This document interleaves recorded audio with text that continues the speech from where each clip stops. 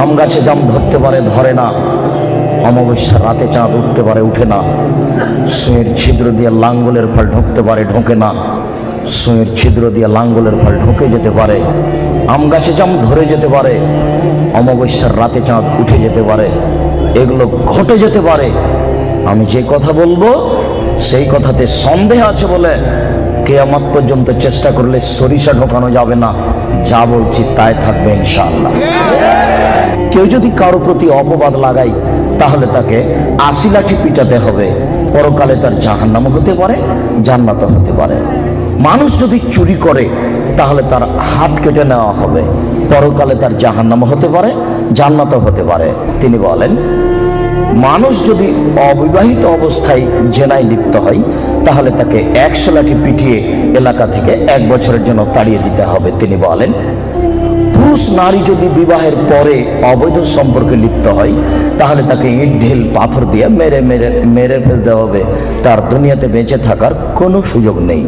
আমি আজ থেকে নিয়ে 18 বছর আগে বলেছি সাদ্দাদের কাহিনী মিথ্যে। এখন পর্যন্ত আমাকে কেউ বলেনি আব্দুর রাজ্জাক সাহেব সাদ্দাদের কাহিনী সত্য। মকসুদুল মুমিন বইয়ের একটা হেডলাইনটা হচ্ছে অবিবাহিত ছেলে মেয়ের পড়া নিষেধ। যেই দেখে সেই পড়তে চাই। আছেই বাকি কি বা আছে এখানে? সবারই মন চায় পড়তে। দেখা যাচ্ছে লেখা আছে, ভরা পেটে স্ত্রী মিলন হলে সন্তান ভ্যাংচা হয়, সফরের পূর্বে স্ত্রী মিলন ঘটলে ছেলে টেরা হয়, চন্দ্রগ্রহণে সূর্যগ্রহণে স্ত্রী মিলন হলে ছেলে কানা হয়। এইভাবে কথাগুলি লেখা আছে। মহান আল্লাহ বলেন, নিসাউকুম হারসুল লাকুম ফাতু হারসাকুম আন্না শি'তুম। পৃথিবীর মানুষ, তোমাদের স্ত্রী তোমাদের জমি, তোমরা তোমাদের স্ত্রীর নিকটে আসো তোমাদের ইচ্ছা মতো। সকালেই কি, বিকেলেই কি, দুপুরেই কি, ভরা পেটেই কি, সফরের পূর্বেই কি, সূর্যগ্রহণ লাগলেই কি, আর চন্দ্রগ্রহণ লাগলেই কি। আমি আল্লাহ বলছি তোমাদের স্ত্রীর কাছে আসো তোমাদের ইচ্ছা মতো। অসম্ভব, এই কথা মিথ্যে। কিয়ামত পর্যন্ত সময় থাকলো।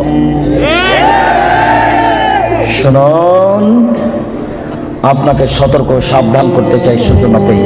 এদেশের মাটিতে ধর্মের নামে মিথ্যা কথা আছে, এটা আপনাকে মেনে নিতে হবে। তারপরে আপনি আগে বাড়েন, আপনি হক পাবেন ইনশাআল্লাহ। আপনি ধৈর্য ধারণ করুন, গরম হবেন না। গরমের ফল ভালো নয়। আমি যা বলছি এ নিয়ে এত তাড়াতাড়ি সিদ্ধান্ত নিয়েন না। আগে ২-৩ মাস তদন্ত করেন কথা সত্য না মিথ্যা, তারপরে আগে বাড়বেন। আল্লাহ বলছেন তদন্ত ছাড়া কথা বললে অপমান হতেই হবে। এই ছেলে, কষ্ট হলে অপেক্ষা করো। 3টা বাক্য।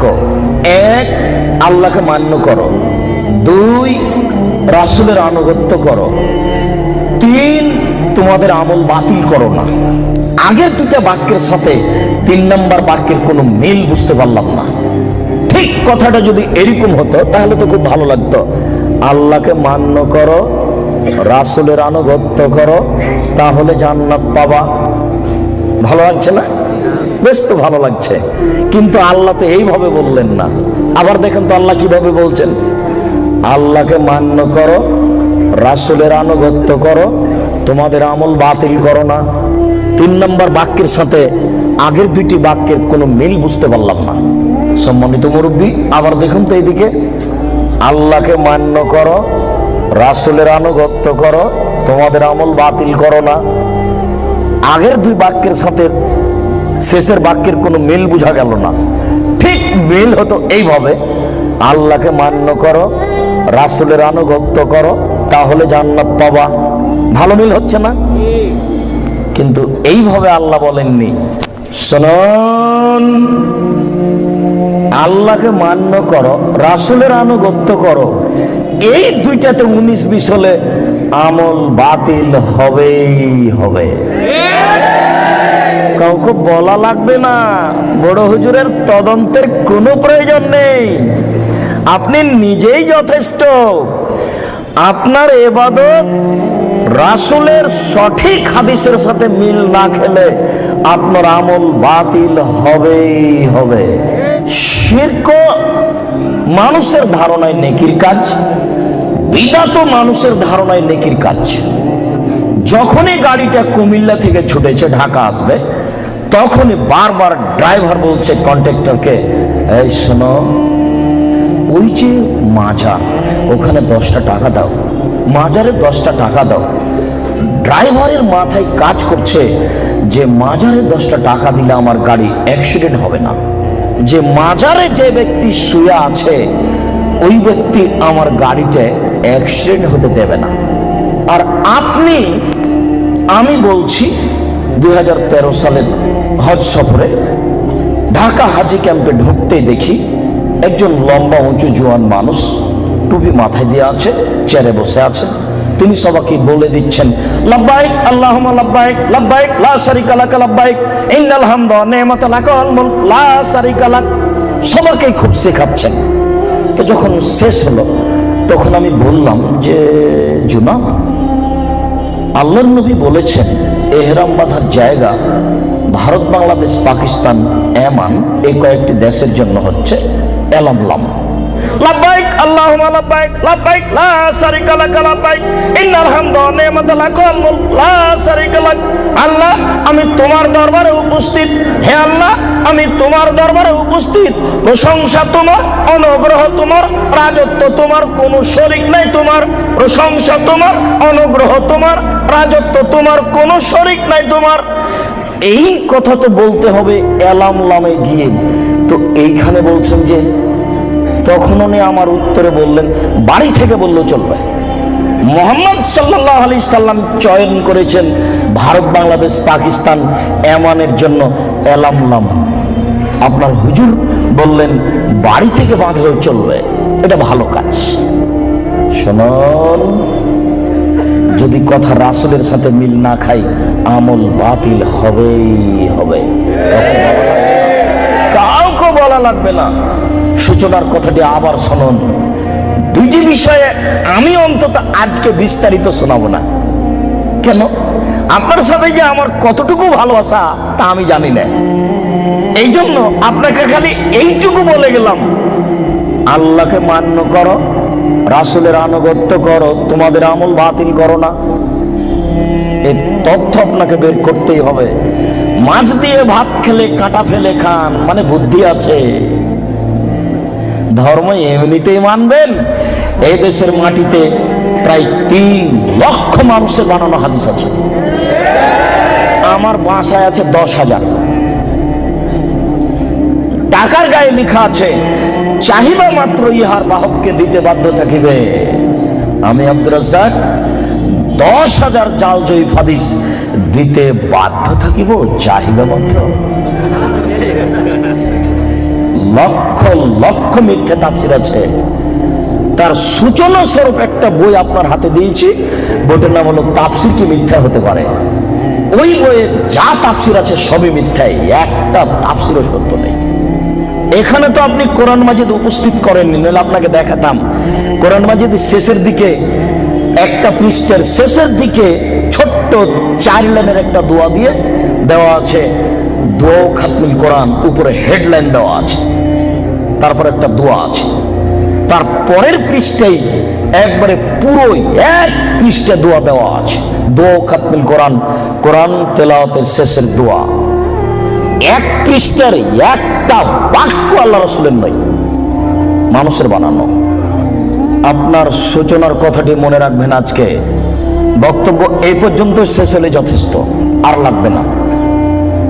জীবনে যেটুকু করছেন সেটুকুতে মনে রাখবেন, আল্লাহকে মান্য করো, রাসূলের আনুগত্য করো, তোমাদের আমল বাতিল করো না। শিরক করলে আল্লাহকে মান্য করা কেটে যায়, আর বিদআত করলে রাসূলের আনুগত্য কেটে যায়। শিরক করলে আল্লাহকে অপমান করা হয়, আর বিদআত করলে রাসূলকে অপমান করা হয়। শিরক করলে অতীতের নেকি নষ্ট হয়, আর বিদআত করলে আর ইবাদত কবুল হবে না। শিরক ঠেকায় পিছন দিককে, আর বিদআত ঠেকায় সামনের দিককে। বুঝাতে পারলাম না? শিরক করলে আল্লাহকে অপমান করা হয়, আর বিদআত করলে রাসূলকে অপমান করা হয়। বুঝাতে পারলাম না মনে হয়। না হয় আর একটু বলি, আমরা কথা বলছি তো আমার চাচি, আমরা কথা বলছি তো টিকটিকে টিকটিক করলো, তখন আমার চাচি বলছে এই তোরা ঠিক বলছিস ঠিক বলছিস।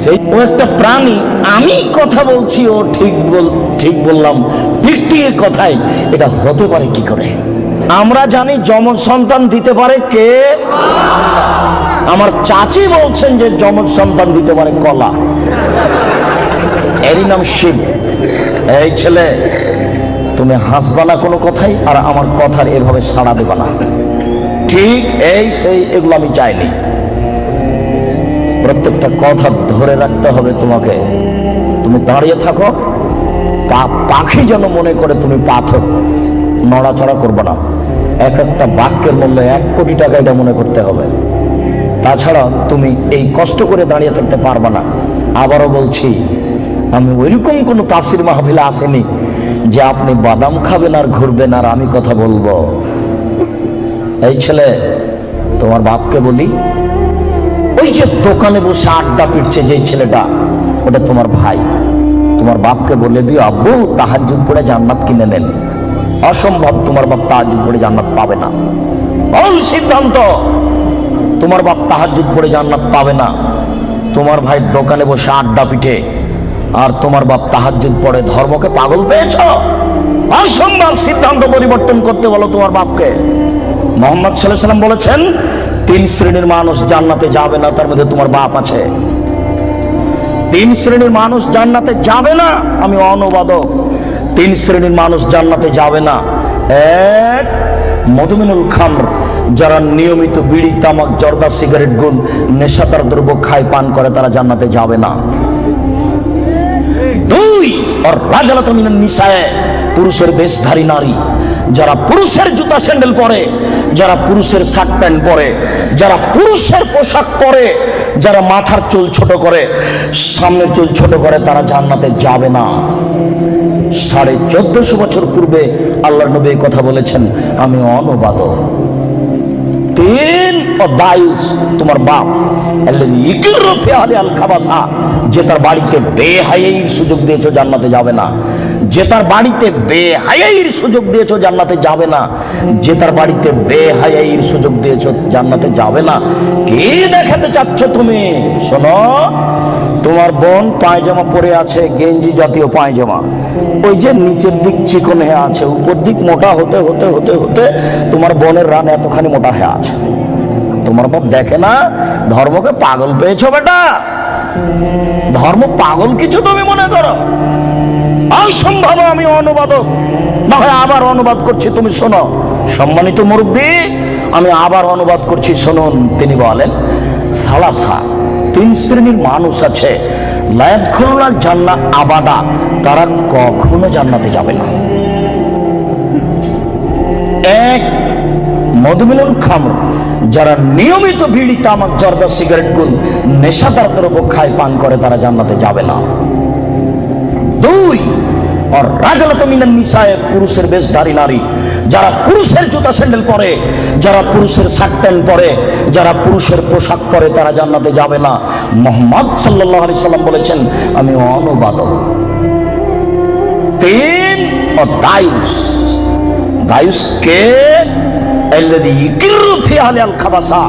যে তার বাড়িতে বেহায়াইর সুযোগ দিয়েছে, সে জান্নাতে যাবে না। তোমার মা দিন রাত ছোট ব্লাউজ পরে শাড়ি পরে বাজারে ঘুরে, তোমার বাপ তাহাজ্জুদ পড়ে, ধর্মকে পাগল পেয়েছে তোমার বাপ। তোমার মা ছোট ব্লাউজ পরে থাকে, এই বাহু থেকে নিয়ে কবজি পর্যন্ত এটুকু ফাঁকা আছে কাপুরুষ, এটুকু কে দেখবে? তোমার বাপকে এটুকু মহল লাগেনি?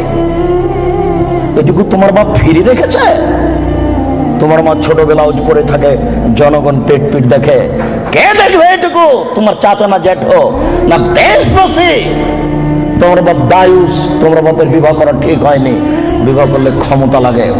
ক্ষমতা মানে চোখ যেভাবে ঘুরে বউ সেভাবে চলে, এর নাম ক্ষমতা। ক্ষমতা মানে চোখ যেভাবে ঘুরে ছেলে মেয়ে সেভাবে চলে, এর নাম ক্ষমতা। রাত 11টার সময় ছেলে বাড়িতে ঢুকেছে, তুই রাত 11টার সময় বাড়ি আসলি কেন? ব্যাপারটা কি? বলিনি মাগরিবের পরে কোথাও থাকা যাবে না, তার হয়ে গেল। পৃথিবীর পিতা তোমরা তোমাদের ছেলেকে নামাজ পড়তে বলো যখন তার বয়স 7 বছর। ওয়াজিবুহুম আলাইহা ওহুম আবনা আশরি সিনিনা, তোমরা তোমাদের ছেলে মেয়েকে নামাজ পড়তে বলো পিটিয়ে যখন তার বয়স 10 বছর। এই ছেলেটার বয়স 15 বছর, নামাজ পড়ে না, বলেন তার বাপ আছে? বলেন দেখি যে তার বাপ আছে? কাপুরুষকে আমরা বাপ বলি না। জবাব আমি দিব কেন? তোমার বাপকে তাহাজ্জুদ পড়ে জান্নাত কিনতে বলিও। আমি কথা এখনো বুঝাতে পারিনি, আবারও বলি, আল্লাহর নবী কি কোনোদিন কোনো ছেলেকে বলেছেন যে তুমি নামাজ পড়ো? কোন 10 বছরের বাচ্চাকে কি আল্লাহ নবী বলেছেন যে তুমি নামাজ না পড়ো নিলে পিটাবো? না তার বাপকে বলেছেন যে তুমি তোমার ছেলে মেয়েকে নামাজ পড়তে বলো? না, বুঝাতে পারলাম না। আল্লাহর নবী বাপকে বলেছেন না ছেলেটাকে বলেছেন? এবার ছেলে তুমি বলো, আমার বাপ তাহাজ্জুদ পড়ে জান্নাতে যাবে, আমার ছোট ভাই বাজারে ঘুরবে, আমার বোন নগ্ন পোশাক পরে কলেজে যাবে, আমার বাপ তাহাজ্জুদ পড়ে জান্নাত কিনে নিবে। পাগল পেয়েছো ধর্মকে? বিচার একদিন হবেই। মানুষের তো বিচার হবেই, পশু প্রাণীরও বিচার হবে, আপনি সাবধান থাকুন। মানুষের তো বিচার হবেই, পশু প্রাণীরও বিচার হবে। আপনাকে আমি কি দিয়ে বুঝাই বিচার কত কঠিন। সম্মানিত উপস্থিতি, সূচনাতে আরো দিয়ে একটি কথা বলি। বুখারী মুসলিমের হাদিস, 3 শ্রেণীর মানুষ দিয়ে জাহান্নাম উদ্বোধন হবে। আপনি দোকান উদ্বোধন করছেন হুজুর দিয়ে? আল্লাহর নবী বলেছেন 3 শ্রেণীর মানুষ দিয়ে জাহান্নাম উদ্বোধন হবে। 1 শহীদ, 2 দানশীল, 3 হুজুর। বুখারী মুসলিম বাংলা মেসকাত বিদ্যা অধ্যায় প্রথম অনুচ্ছেদে আছে 2-4টা হাদিসের পরে। আপনি এখনই গিয়ে বাড়িতে দেখবেন। কয় শ্রেণীর মানুষ দিয়ে জাহান্নাম উদ্বোধন হবে? 3 শ্রেণীর। 1 শহীদ। তুমি যতই বলো না কেন, বিচার একদিন হবে বোকা ছেলে, বাড়িতে ঢুকে যাও, পরিস্থিতি অতীব জটিল। 2 দানশীল, 3 হুজুর। হুজুর বুঝতে পারেননি আমি কত বড় বিপদে। এই ছেলে, তোমার মনে আছে কি আল্লাহ রাসূল চলে যাচ্ছেন, জিবরাইল ডান হাত ধরে আছেন, মিকাইল বাম হাত ধরে আছেন। তখন দেখলেন একটা লোক চিথে শুয়ে আছে, আর একটা লোক পাথর দিয়ে তার মাথাকে ভেঙে চৌচির করে দিচ্ছে। পাথর যখন মাথার উপরে মারছে, মাথা ফেটে চৌচির, পাথর ছিটকে দূরে চলে যাচ্ছে। আবার পাথর নিয়ে এসে আবার মারে। বলো তো ইনি কে? হুজুর। যার মাথা পাথর দিয়ে ফাটিয়ে দেওয়া হচ্ছে ইনি হুজুর। বুখারী মুসলিমের হাদিস। ওই যে আল্লাহ রাসূল বললেন হুজুরকে জাহান্নামে দেওয়া হবে, দেওয়ার সাথে সাথে ভুঁড়িটা বের হয়ে ঝুলবে। তখন হুজুর ভুঁড়ি নিয়ে ঘুরতে থাকবে। গরুর পায়ে ধান মারার সময় গরু যেমন ঘুরে। আপনারা তো শহরের মানুষ, এই কথা বুঝবেন কিনা? আচ্ছা, আপনারা জীবনে কোনোদিন গরুর পায়ে ধান মারা দেখেছেন? তো গরু যেমন ঘুরে, হুজুর তেমন ঘুরবেন, ভুঁড়িটা ঝুলতে থাকবে জাহান্নামে। তখন জাহান্নামীরা এসে বলবে, মালাক হুজুর, ব্যাপারটা কি? আপনি কেন এখানে? আনতা তা'মুরুল বিল মারুফ ওয়া তানহা আনিল মুনকার। আপনি তো আমাদেরকে ভালো কথা বলছিলেন, মন্দ থেকে নিষেধ করছিলেন। হুজুর তখন বলবে, কি করি, আমি ভালো বলেছি, ভালো করিনি যে। বুখারী মুসলিম। আল্লাহ নবী বলছেন যে আমাকে ওপরে নিয়ে যাচ্ছেন জিবরাইল, দেখলাম অনেক মানুষ তাদের ঠোঁট এবং জিহ্বাকে আগুনের কেঁচি দিয়ে কেটে দেওয়া হচ্ছে। আচ্ছা, কেঁচি বুঝেন কি আপনারা? কেঁচি, কাঁচি, এটা আগুনের। জিহ্বা এবং ঠোঁটকে কেটে দেওয়া হচ্ছে বহু মানুষ। আমি বললাম, জিবরাইল মান হাওলা, ব্যাপারটা কি? এরা কারা? কাদের ঠোঁট এবং জিহ্বা কেটে দেওয়া হচ্ছে? জিবরাইল উত্তরে বলেন, হাউলাই খুতবা মিন উম্মতিক, এরা হচ্ছে আপনার উম্মতের বক্তা, যারা বক্তৃতা করে বেড়াতো, আমি অনুবাদক। হুজুর যে কত বড় বিপদে তা হুজুর জানেন না, উনি ভাবতেও চান না আমি কত বড় বিপদে। হুজুর ধর্মকে এভাবে প্রচার করিয়েন না, বিচার একদিন হবেই। এই ছেলে, তোমার বাপকে নিয়ে কথা এসেছে, তোমার বাপের বিবাহ করা ঠিক হয়নি, বিবাহ করলে ক্ষমতা লাগে। শোনো, আমার কথাকে তুমি মূল্যায়ন করার চেষ্টা করো। আমি তোমাকে পরামর্শ দিয়েছি, তোমার বাপের জমিদারি আছে, বড় ব্যবসা করো, টাকা কম আছে, কলা বিক্রি করে খাও, তার চেয়ে টাকা কম আছে, চকলেট বিক্রি করে খাও। যদি চকলেট বিক্রি করে খাওয়ার টাকা না থাকে তাহলে মানুষের বাড়িতে কাজ করে খাও। যদি মানুষের বাড়িতে দোকানপাটে কাজ করে খেতে না পারো তাহলে ভিক্ষা করে খাও।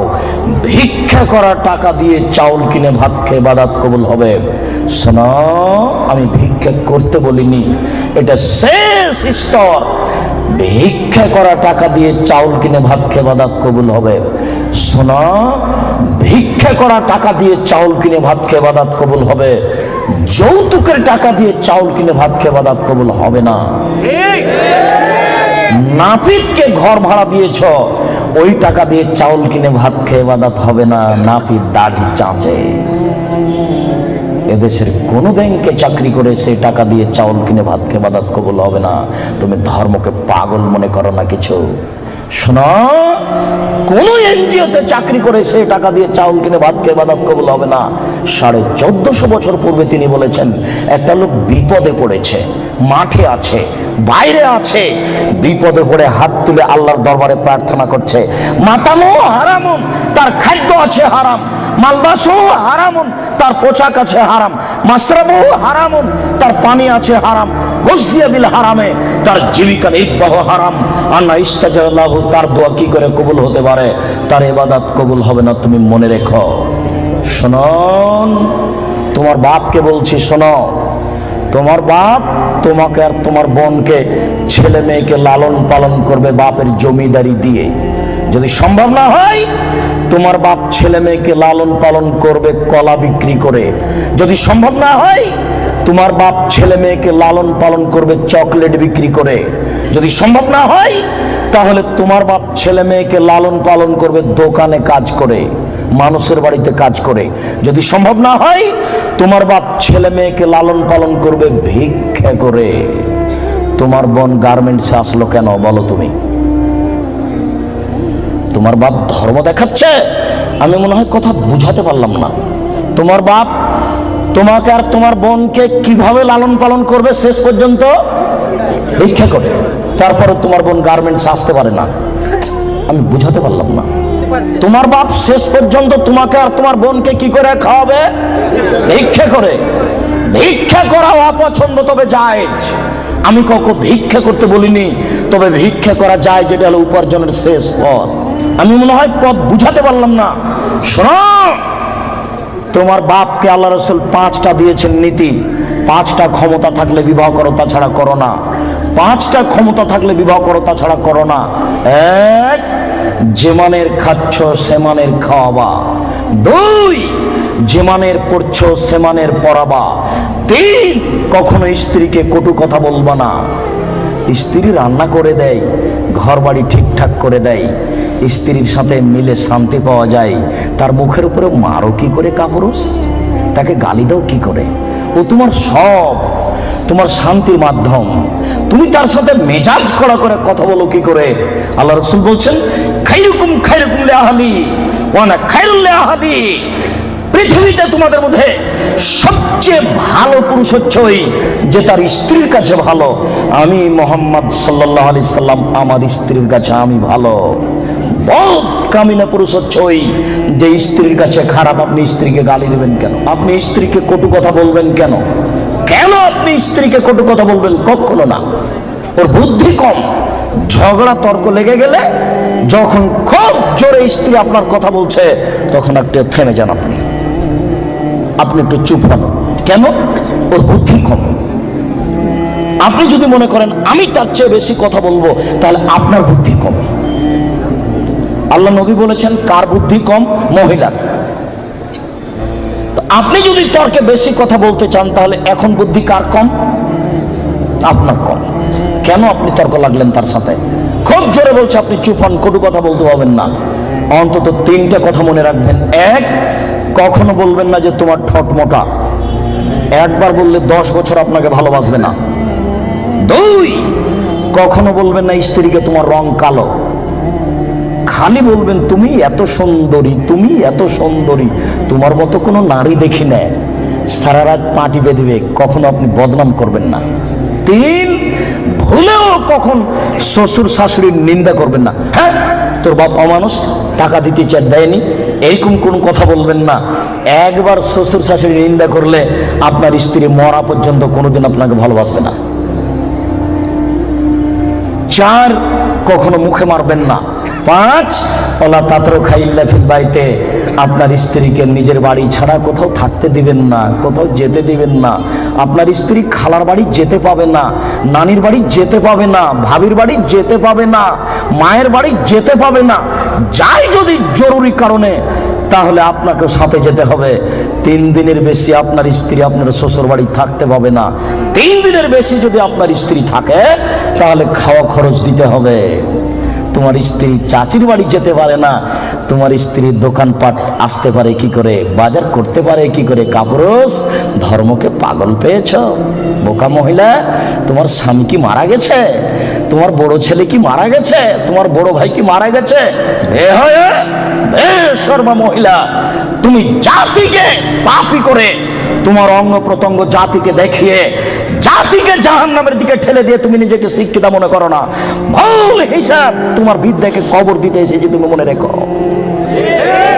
তোমার মুখ দেখলে পাপ হয়, তোমার হাত দেখলে পাপ হয়, তোমার পা দেখলে পাপ হয়, তোমার শরীর দেখলে পাপ হয়, তোমার চুল দেখলে পাপ হয়, তোমার গোটা দেহটাই হচ্ছে অন্যের জন্য পাপের বস্তু। এই ছেলে, তোমার বাপ তোমার বোনকে দিয়ে জাতিকে পাপী করে তোমার বাপ যেন তাহাজ্জুদ পড়ে জান্নাত কিনতে না চাই, বলে গেলাম তোমাকে। আর তোমার বোনকে বলে গেলাম, তোমার বোনের সাথে আমার অনেক কথা আছে, তোমার সাথে কথা আছে। তুমি এক পায়ে হলে দাঁড়িয়ে থাকো, একটা বাক্যকে তুমি মনে করবে 1 কোটি টাকা মূল্য, তাহলে তুমি আজকে কথা মূল্যায়ন করতে পারবে। আবারও বলে যাচ্ছি, তোমার বোন জাতিকে পাপী করে নিজেকে যেন শিক্ষিতা মনে না করে। এই ছেলে, তোমার বোন জাতিকে পাপী করে যেন নিজেকে শিক্ষিতা মনে না করে। ও শিক্ষিতা নয়, ও বন্য, ও বর্বর, ও অসভ্য, ও অশিক্ষিতা। তোমার বোনকে যদি আমি বন্য অশিক্ষিতা প্রমাণ করতে না পারি, আমি জাতির সামনে বক্তব্য দেব না। তোমাকে বক্তব্যের সূচনাতে আর একটা কথা বলে যাচ্ছি, শোনো। আবু হুরায়রা রাদিয়াল্লাহু তাআলা আনহু বলেন, সিনফান মিন উম্মতি ফিন্নার, আমার উম্মতের 2 শ্রেণীর মানুষ জাহান্নামে যাবে, লাম আরাহুমা, আমি তাদের দেখিনি। আবার শোনো সম্মানিত মুরব্বী, একটু দেখুন, আল্লাহ নবী বলছেন আমার 2 শ্রেণীর মানুষ জাহান্নামে যাবে, আমি তাদের দেখিনি। আমার উম্মতের 2 শ্রেণীর মানুষ জাহান্নামে যাবে, আমি তাদের দেখিনি। আমার উম্মতের 2 শ্রেণীর মানুষ জাহান্নামে যাবে, আমি তাদের দেখিনি। তার 1 শ্রেণীর মানুষ তুমি, আর 1 শ্রেণীর মানুষ তোমার বোন। তোমার বাপকে প্রথমে নাকচ করেছি, প্রথমে বলেছি 3 শ্রেণীর মানুষ জান্নাতে যাবে না, মনে আছে কি? 3 শ্রেণীর মানুষ জান্নাতে যাবে না, তার মধ্যে তোমার বাপ আছে। এবার তোমাকে নাকচ করছি, তারপরে তোমার বোনকে নাকচ করার পরে আলোচনা করব। শুনুন, রাসূল সাল্লাল্লাহু আলাইহি ওয়াসাল্লাম বলেন, আমার উম্মতের 1 শ্রেণীর মানুষ হবে মাহম সেয়াতুন, তাদের হাতে থাকবে লাঠি, কাজনাবিল বাকারে, গাভীর লেজের মতো। আমার উম্মতের 1 শ্রেণীর মানুষ হবে, তাদের হাতে থাকবে লাঠি গাভীর লেজের মতো। গাভীর লেজের মতো মানে একদিক মোটা একদিক চিকন। গাভীর লেজের মতো মানে একদিক মোটা একদিক চিকন। আমার উম্মতের 1 শ্রেণীর মানুষ হবে, তাদের হাতে থাকবে লাঠি গাভীর লেজের মতো, এজরে মুনাবে হাত, তারা তা দিয়ে মানুষকে মারবে। এই ছেলে, তুমি ঢাকা বিশ্ববিদ্যালয়ে ভর্তি হয়েছো, তোমাকে দেখছি তুমি লাঠি নিয়ে ছুটে যাচ্ছ, তোমার আগে আগে কিছু লোক পালিয়ে চলে যাচ্ছে, তোমার হাতে লাঠি। কাপুরুষ, তুমি এখানে কি বিদ্যা শিক্ষা অর্জন করতে এসেছো? তুমি চোর, তুমি ডাকাত, তুমি শয়তান, তোমার ভিতরে এই বিদ্যা রয়েছে। তোমাকে যদি আমি মূর্খ প্রমাণ করতে না পারি, আমি জাতির সামনে বক্তব্য দেব না। তোমার হাতের কাল লাঠি, তুমি বলো। তুমি এসেছো চাঁপাইনবাবগঞ্জ থেকে পড়াশোনার জন্য, তোমার হাতে কেন লাঠি? কি দেখাতে চেয়েছো তুমি? বলো কি তুমি, তোমার হাতে কেন লাঠি? তুমি মানুষকে মারো দিন রাত, তোমাকে দেখতে পাচ্ছি পেপার পত্রিকায়। শোনো, মুহাম্মদ সাল্লাল্লাহু আলাইহি ওয়াসাল্লাম বলেছেন তুমি জাহান্নামী মুসলিম। মুসলিম মানে আম গাছে জাম ধরতে পারে, ধরে না, অমাবস্যার রাতে চাঁদ উঠতে পারে, উঠে না, শুয়ের ছিদ্র দিয়ে লাঙ্গলের ফাল ঢুকতে পারে, ঢোকে না, শুয়ের ছিদ্র দিয়ে লাঙ্গলের ফাল ঢুকে যেতে পারে, আম গাছে জাম ধরে যেতে পারে, অমাবস্যার রাতে চাঁদ উঠে যেতে পারে, এগুলো ঘটে যেতে পারে, যেই কথা বলছি সেই কথাতে সন্দেহ আছে বলে কিয়ামত পর্যন্ত চেষ্টা করলে সরিষা ঢোকানো যাবে না। যা বলছি তাই থাকবে, তার নাম মুসলিম। তোমার হাতে কেন লাঠি? তুমি জাহান্নামী। এই কথা মুহাম্মদ সাল্লাল্লাহু আলাইহি সাল্লাম 1450 বছর পূর্বে বলেছেন। তোমার কথা শেষ করলাম, এবার তোমার বোন। দেখো, আমি অনুবাদক। দেখো তো, মনে হচ্ছে যে তোমাকে আর তোমার বোনকে আর তোমার মাকে দেখে দেখে আল্লাহ নবী বলছেন, অথচ আল্লাহ নবী বলছেন যে ওরা জাহান্নামী, ওদের আমি দেখিনি। ওরা জাহান্নামী, ওদের আমি দেখিনি। ওরা জাহান্নামী, ওদের আমি দেখিনি। দুই, নিসাউন, মহিলা, কাশে এতন, কাপড় পরে থাকবে, আর এতন, উলঙ্গ। দেখো তো তোমার বোনের সাথে মিল খায় কিনা। আমি আবার অনুবাদ করি। নিসাউন, মহিলা, কাশে এতন, কাপড় পরে থাকে, আর এতন, উলঙ্গ। কাপড় পরে উলঙ্গ হয় এ কথা মুহাম্মদ সাল্লাল্লাহু আলাইহি সাল্লাম বলছেন। তুমি এখন বুঝো সেটা কেমন। তুমি দেখতে পাও না, একটু আগে সূচনাতে বললাম তোমার বোনের গেঞ্জি জাতীয় পায়জামাটা তুমি দেখো না, তোমার বাপ দেখে না। বাপ বেটা কি লজ্জা বেঁচে খেয়েছ? তোমার বোন কি লজ্জা বেঁচে খেয়েছে? শোনো, তাহাজ্জুদের নাম ঈমান নয়। শোনো, হজের নাম ঈমান নয়, লজ্জার নাম ঈমান। আল্লাহ রাসূল বলছেন, আল হায়া মিনাল ঈমান ওয়াল ঈমান ফিল জান্নাহ। লজ্জাই হচ্ছে ঈমান, ঈমানই হচ্ছে জান্নাত। লজ্জাই হচ্ছে ঈমান, ঈমানই হচ্ছে জান্নাত। লজ্জাই হচ্ছে ঈমান, ঈমানই হচ্ছে জান্নাত। লজ্জা নেই যার, ঈমান নেই তার। লজ্জা নেই যার, ঈমান নেই তার। ঈমান নেই যার, জান্নাত নেই তার। ঈমান নেই যার, জান্নাত নেই তার। ঈমান নেই যার, জান্নাত নেই তার। লজ্জা নেই যার, ঈমান নেই তার। আমি অনুবাদক। 1450 বছর পূর্বে মুহাম্মদ সাল্লাল্লাহু আলাইহি ওয়াসাল্লাম কথা বলেছেন। এই ছেলে, তুমি তো তাফসির মাহফিল দিনরাত শুনে শুনে, আর ওই কণ্ঠ শুনে কি যে বলছে হুজুর, খালি বলে চলে যাচ্ছে কণ্ঠ সুরে, কেউ কিছু বুঝতে পারি না। 3 ঘন্টা তাফসির করার পরে হুজুর বলছেন যে এই আয়াতের তাফসির করতে আরো 2 দিন লাগবে। তারপরে বাড়ি যাওয়ার সময় সবাই বলছে বাপের বেটা আছে, বলতে পারে। বললো কি বললো জি? সেই তো কি যে বললো।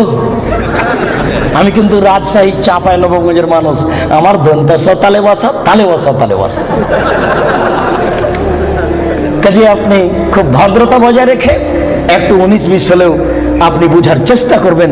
তবে আমি প্রাণপণে চেষ্টা করছি আপনাকে বোঝানোর জন্য। আমি আপনার কিছু না কিছু উপকার করবই করবো ইনশাআল্লাহ। আপনি খালি একটু ধৈর্য ধারণ করুন।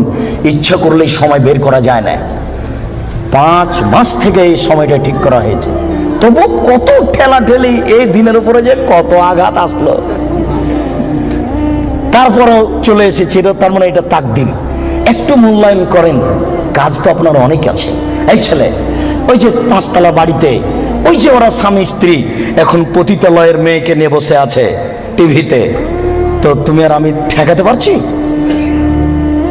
কি ঠেকানোর আছে? তুমিও যাও, যে বসে থাকো, কিছু করার নেই। এসেছো, একটু ধৈর্য ধারণ করো।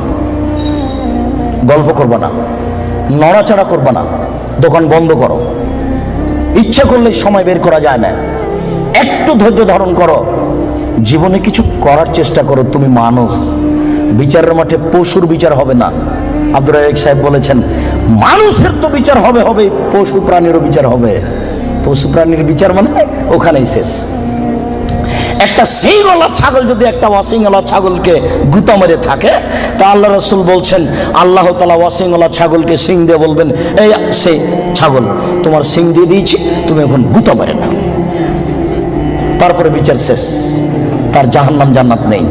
মানুষের জাহান্নাম জান্নাত আছে। একটু ধৈর্য ধারণ করুন, বোকামির পরিচয় দিয়েন না। ইচ্ছা করলেই সময় বের করা যায় না। আপনি কথাটা মূল্যায়ন করুন। এই ছেলে, কথা শেষ করছি অংশে, তুমি শোনো। তুমি জাহান্নামী, এ কথা আল্লাহর নবী বলেছেন। তোমার হাতে লাঠি, গাভীর লেজের মতো তুমি মানুষকে মারো। তোমার বোন জাহান্নামী। তোমার বাপকে তাহাজ্জুদ পড়ে জান্নাত কিনতে বলিও কাপুরুষ। ভুল বুঝেছে তোমার বাপ আর তুমি। ভুল সিদ্ধান্ত। তোমার বাপ তাহাজ্জুদ পড়ে জান্নাত পাবে না। তোমাকে বারবার বলে যাচ্ছে, তুমি মনে রেখো। তোমার বোন এখনো ঠোঁটে লিপস্টিক দিয়ে বাজারে ঘুরছে। ঢাকা শহরে এভাবে ঘুরতে হবে কে বলেছে? তুমি ধর্মকে পাগল পেয়েছ। তোমার বাপের তাহাজ্জুদকে তুমি তুলে রাখো, তোমার মায়ের কোরআন তেলাওয়াতকে তুলে রাখো, তোমার বোনের বিদ্যাকে কবর দিতে এসেছে তুমি মনে রেখো।